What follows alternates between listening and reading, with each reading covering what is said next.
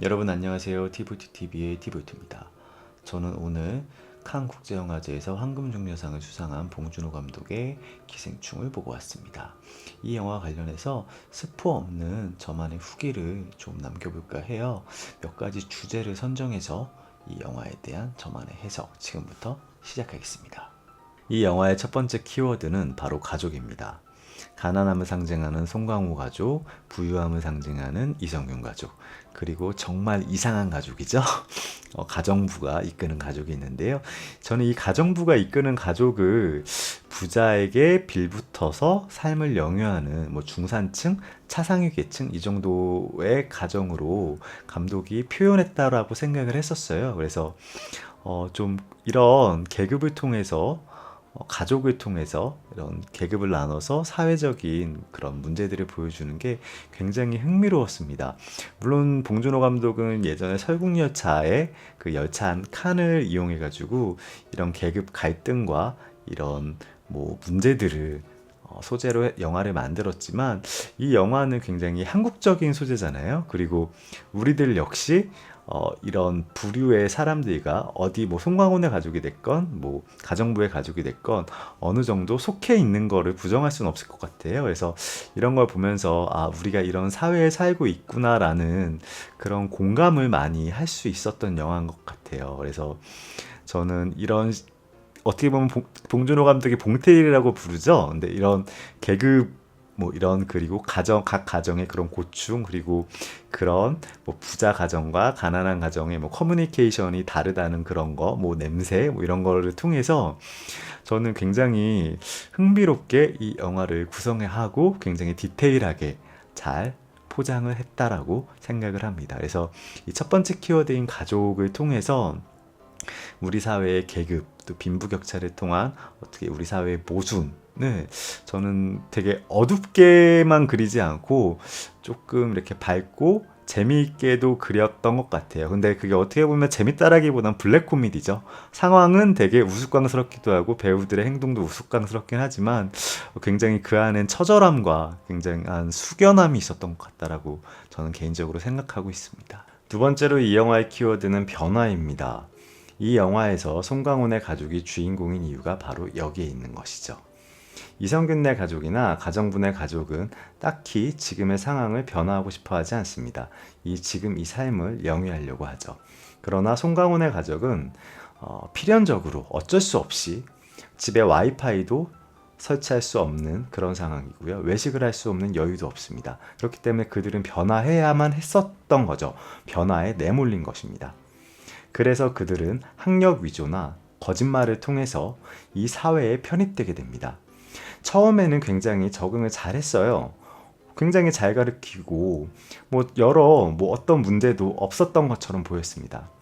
그렇지만 그들은 역시 이 사회에 편입될 수 없었던 존재들이었던 거죠.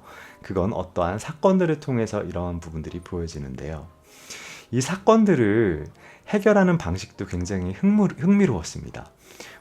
송강호 같은 경우에 크게 변화하잖아요. 제가 봤을 때 이성균네 가족은 굉장히 젠틀한 가족입니다. 갑질 그런 거 없죠. 굉장히 따뜻한 사람들입니다. 어떻게 보면요. 하지만 그들이 행하는 어떠한 발언들을 통해서 송강호는 또다시 변화하고 맙니다. 그 변화를 통해서 이 영화에 어마어마한 사건들이 일어나는데요. 이건 제가 스포를 안 하려고 했기 때문에 말씀드릴 수 없지만 이러는 변화를 통해서 송강호의 가족은 또 다른 변화를 맞이합니다.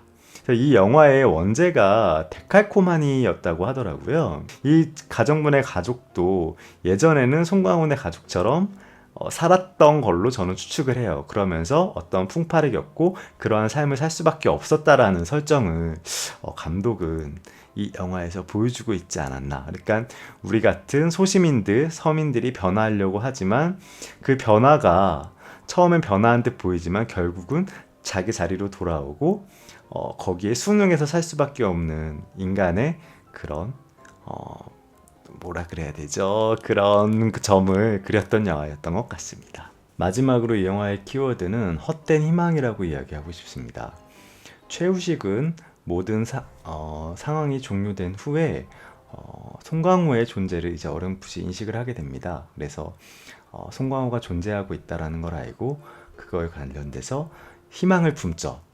내가 성공해서 어떻게 해서 이렇게 이거 스포일러라서 얘기를 좀만 할게요. 이렇게 해서 내가 꼭 성공을 하겠다. 그래서 이 상황을 내가 바로 잡겠다라는 헛된 망상을 하게 되는데요. 근데 카메라는 그 망상을 비춰주고 바로 아래로 향합니다. 여기서 봉준호가 말하는 위아래의 이런 수직 개념을 통해서 어떤 걸 보여준다고 하는데요. 이 카메라 워킹이 이걸 굉장히 잘 보여주는 거예요. 상상은 내가 성공을 해서 이 지금 잘못된 상황들을 바로 잡아서 다시 우리 가족이 행복하게끔 하려고 하는 최우식의 상상이 보이지만 카메라가 내려오면서 최우식이 현재 거주하고 있는 반지하의 모습이 그려집니다. 이걸 볼 때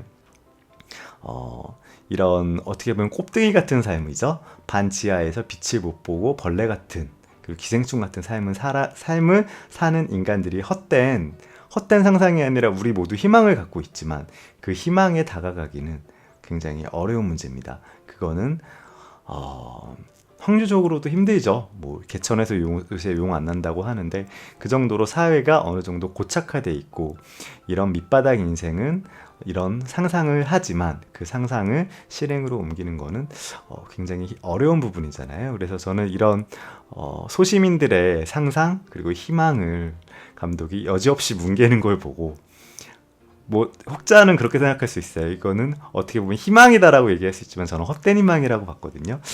이 영화를 봤을 때 최우식의 미래는 어느 정도 그려질 겁니다. 저는 그렇게 봤어요.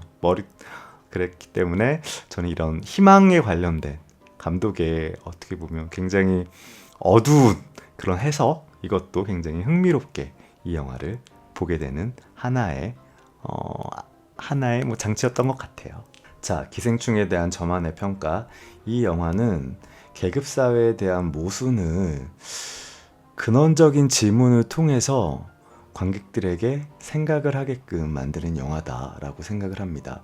보통 이런 영화들은 굉장히 지루함을 담보하지만 봉준호 특유의 긴장감과 스릴을 갖고 가는 영화이기 때문에 저는 영화관에서 시청하는 데 있어서 흥미롭고 재미있게 관람할 수 있을 것 같습니다. 그리고 영화를 보시면 더 많은 이야기를 할 수 있을 만한 토론의 주제들도 많이 생길 것 같아요. 그래서 이 영화를 꼭 보시는 걸 강추드리겠습니다. 언제 한국 영화가 칸 황금종려상을 받은 영화를 이렇게 극장에서 볼 수 있겠습니까? 여러분 지금 당장 극장으로 달려가십시오.